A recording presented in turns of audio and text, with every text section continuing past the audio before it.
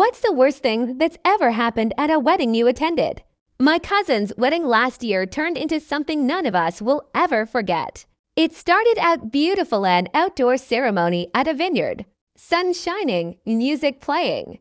Everything picture perfect. The bride, my cousin, looked stunning. And for the first 30 minutes, everything felt like a dream. But then came the reception. The groom's family had always been intense. They didn't approve of the marriage, thought my cousin wasn't good enough, and made sure everyone knew it. We all expected some tension, but no one expected full-scale chaos. During the speeches, the groom's sister got up and, instead of toasting the couple, launched into a rant about how my cousin had trapped her brother and how the marriage would never last. Gasps filled the room.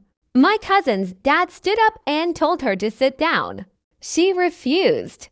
Within seconds, both families were yelling across the hall. The DJ tried to play music over them to calm things down. But then one of the groom's uncles actually threw his drink at my cousin's dad. That was it. Chairs scraped, people stood. And suddenly there was a full-on brawl in the middle of the dance floor. Guests tried to break it up, but in the chaos someone knocked over the wedding cake. It collapsed in a pile of frosting and shattered tears, while kids cried and waiters scrambled.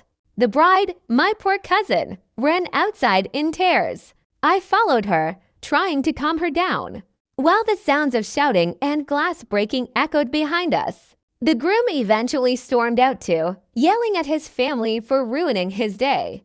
At that point, half the guests were leaving, some even calling Ubers from the parking lot. Here's where it went from bad to surreal. The police actually showed up. Apparently, a neighbor had called about a riot at the vineyard.